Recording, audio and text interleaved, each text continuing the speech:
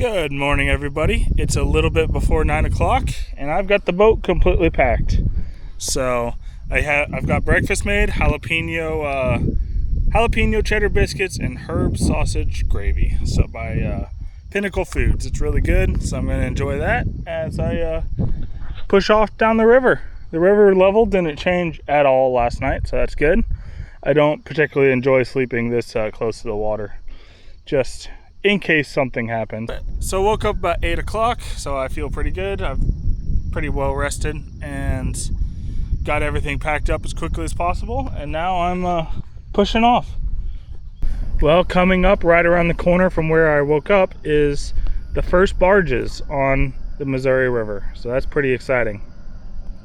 They're currently unloading them. I don't know what they contain. Most likely fertilizer, but who knows. So we'll see as we get closer. So they've got an excavator unloading the first barge here, along with these massive pilings.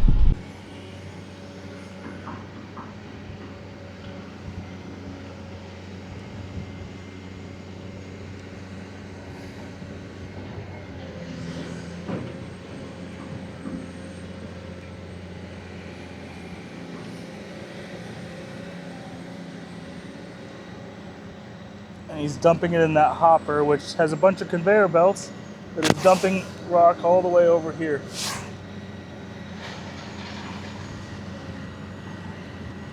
That's really cool. And then this one is being loaded with something, but I can see the dust coming off of the conveyors. They're all running. And you can see that barge is sitting so much lower in the water than this one is. I mean, that's at least 12 feet out of the water, so it must be very empty.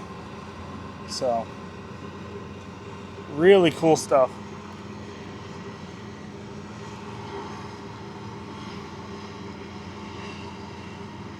Can't really see anything of what's being loaded, so I have no idea. But still, very cool. The first commercial work of the Missouri River I've seen so far. Just a beautiful day today.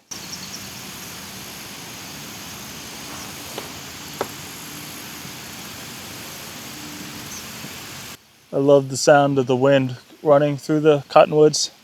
I'm not really sure how I feel right now. It's a little bit, I guess, disappointment. I don't know. I kind of knew what to expect on this lower part of the Missouri River. I've been on a good portion of it before, but it's just not terribly exciting. I mean, there aren't any good views yet, really, but still, I've been holding this channelized section, looking forward to it for quite a while on the lakes. And now that I'm here, yes, going 5 miles an hour is pretty exciting, but at the same time, there's not much to it. You just follow the outside of every turn, but that's okay. I'm doing fine. It's really not that, like, I'm not really, upset or bored or whatever. It's just not terribly exciting. And that's just a big part of this trip is, 2,300 miles takes a really long time to travel. And it's just part of it.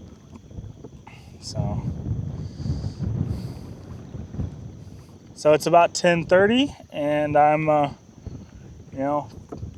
following the shore. Yeah, I've got another headwind today, which is definitely slowing me down a little bit. But, with the currents and me pedaling, I'm still going about 5 miles an hour. So I'll take it. Well, I've still got that headwind. It's definitely cutting my speed down. I'm just crossing the river again to get back to the outside bend. Just a little bit of pedaling to get across every single time the river changes direction to get into that fastest water right along the shoreline. But it's kind of interesting how empty the river is. I've seen maybe 3-4 boats since Sioux City, and all those were in Sioux City.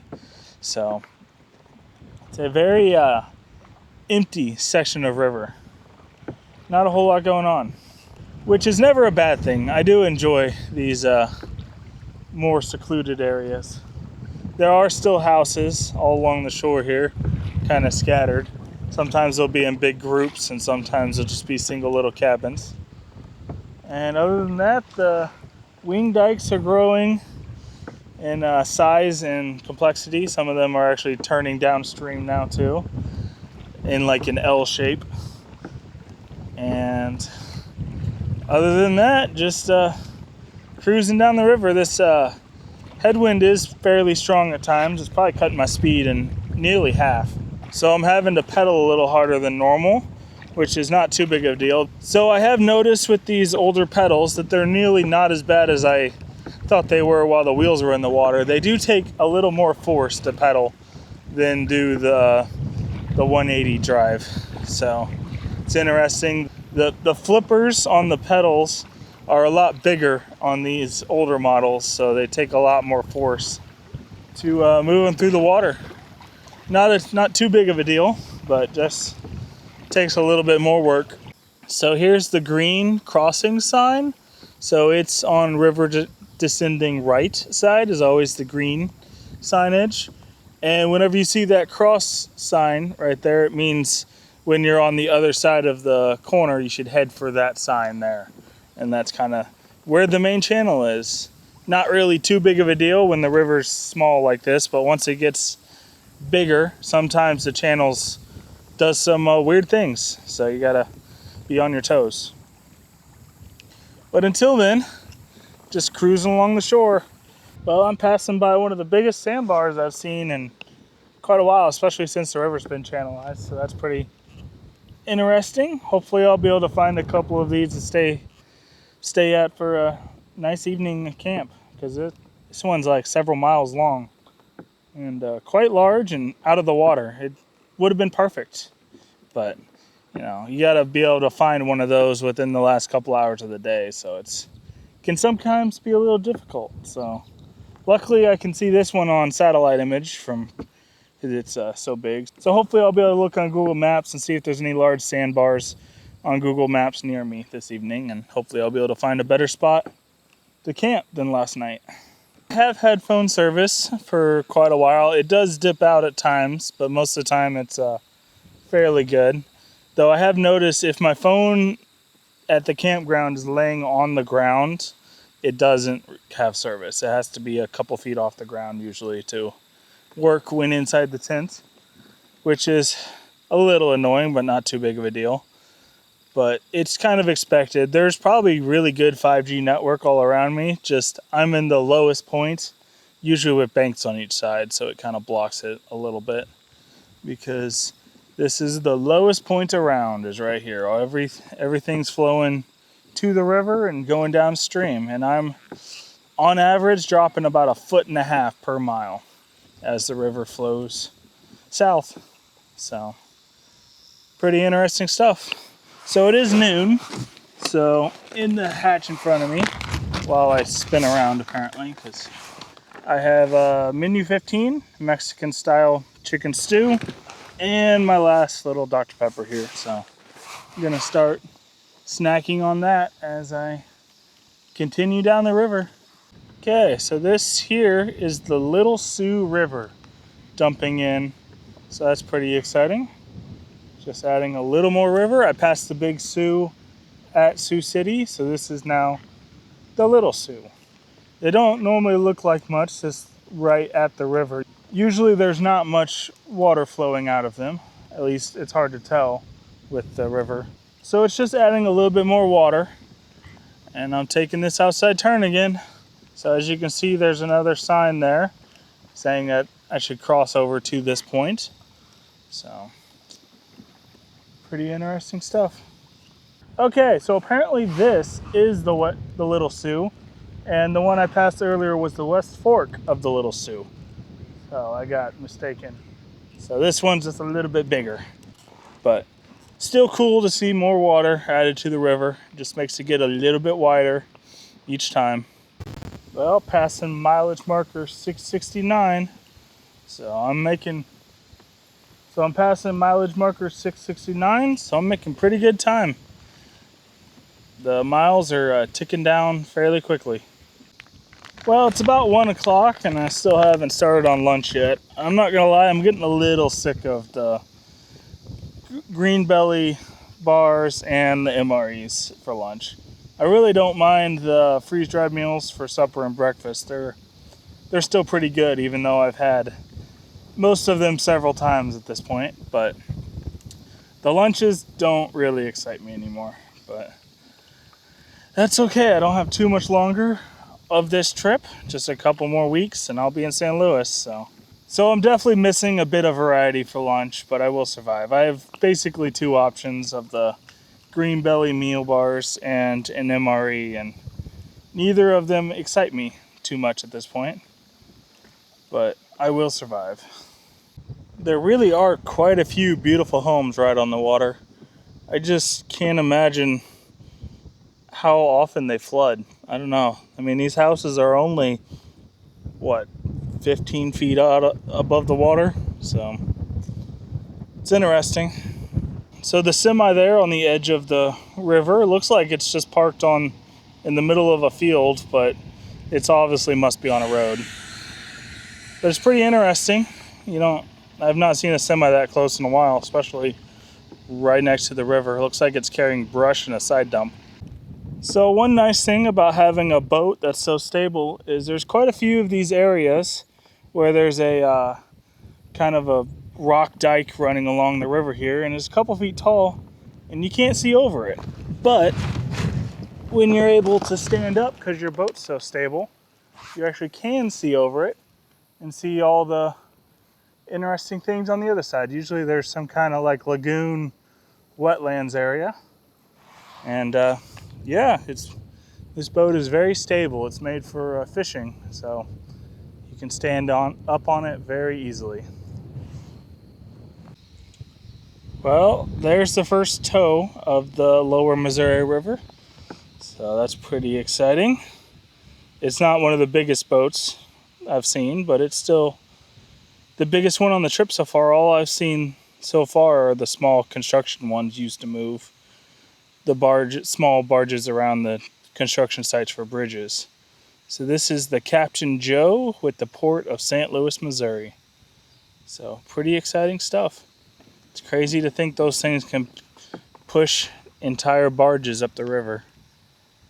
It's kind of weird. This thing is just pulled up in a little corner here with not much going on. There's really nothing here other than the towboat tucked into the corner there.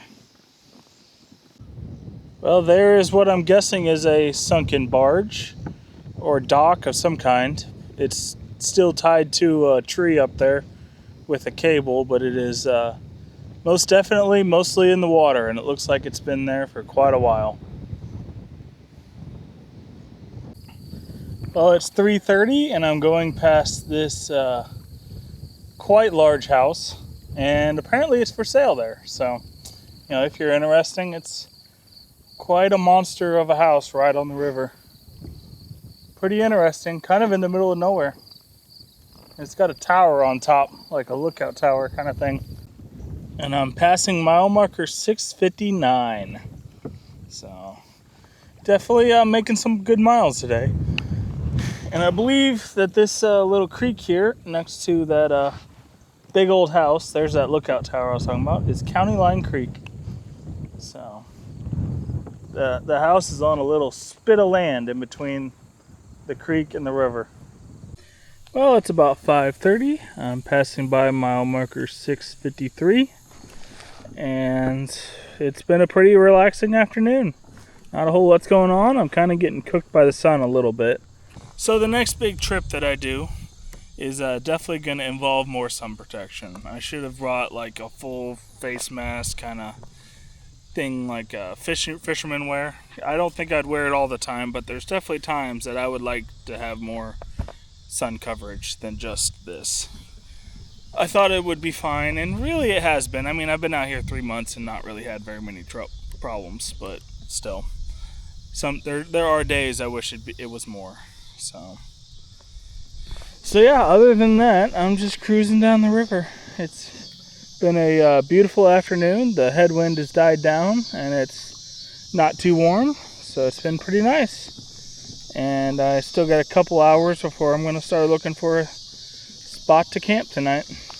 Been passing by several of these repaired sections of the shoreline. So usually there's some pink paint on each end, kind of marking where the rock should be placed. So kind of interesting to see the repair jobs. There's quite a few of them around in this section.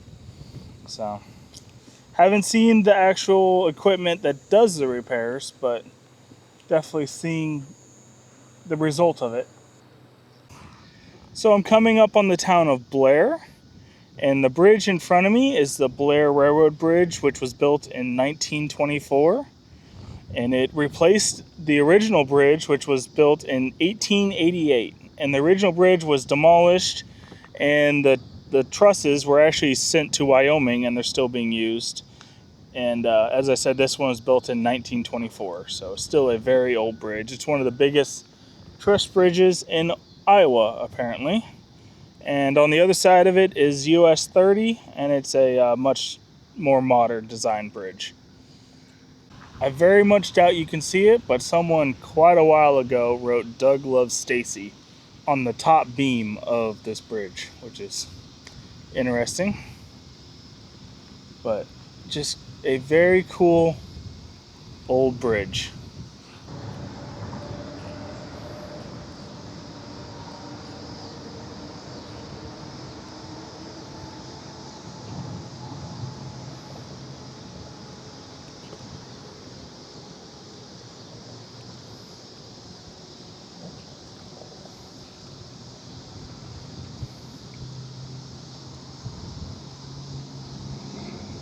So another exciting thing is the first full-size towboat of the trip. It's got a excavator barge along with rock, and it's the one that's been repairing all of the wing dams and shores that I showed you earlier. And it is very cool to see the first full-size one. So I've seen quite a few of these at work, but it's obviously almost 7 o'clock, so they're shut down for the evening. But they'll push this up to a section of shore, and those big poles behind the excavator will drop down and anchor it along the shore, and it'll scoop up all this rock here and place it on the shoreline. And that is a big tow, the Expedition. It takes a lot to upkeep the channelized section. That is a very large boat and very powerful. I'm not too upset to be passing that in the evening when it's not running, because those things put some massive waves out the back end, especially when going upstream. So glad I don't have to deal with it. At least today I don't. So just gonna keep going a little bit past. I think the next corner possibly is where I plan to stop for the evening. They've got another 4 barges of rock lined up for the Expedition to haul up to wherever they're working through here. So pretty interesting stuff. It's crazy to me just how like deep in the water they are. Like they're only less than a foot sticking up out of the water with all that rock piled on top of these flat top barges. Got some water dumping in here, and it's got some interesting smells. I'm hopefully going to be staying quite far away from this section.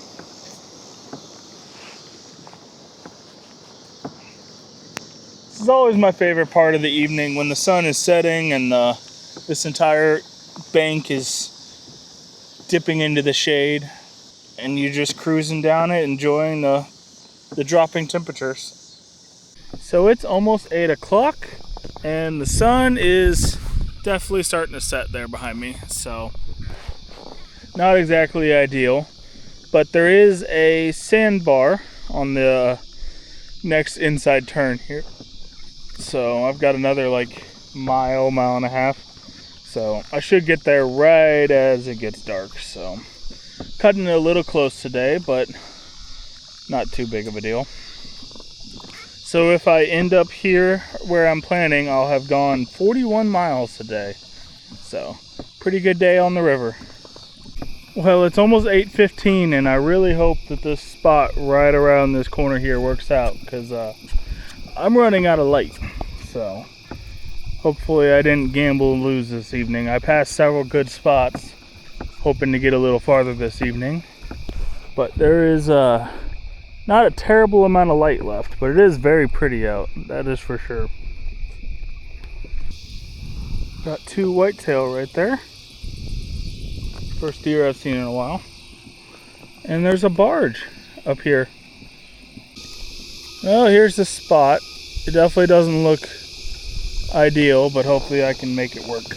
Well, it's a little bit off the water, but I think this spot will work great. The boat's down there. I'm gonna pull it up on shore, probably right about there, and set my tent up here on top of the hill. There is a little bit of noise coming from the quarry and the barge that is pulled up for the night over there. They've got some kind of engines running. So definitely won't be a nice quiet evening, but don't think I'm going to be bothered. It's not a very busy area here, so yeah, gonna get to work because I'm losing light fast.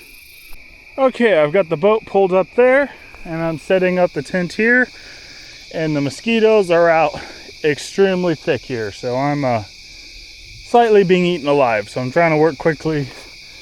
One, because I'm losing light, and two, because I'm being bitten lots and lots of times. Okay, so I'm in the tent. I got away from the mosquitoes, luckily, so I still have to edit a video, and it's already 8:45, so it's gonna be a bit of a late one. So for supper, I have Los Polos Hermanes by Stowaway Gourmet. It's basically chicken stew. So gonna enjoy that and yeah, get to work. I've got a lot of work ahead of me to get this video uploaded. Okay, it's the next morning. I got the video edited and uploaded. I just forgot to film the closing clip. So with that, I'm gonna say thank you for watching. I hope you enjoyed, and I'll see you in the next video.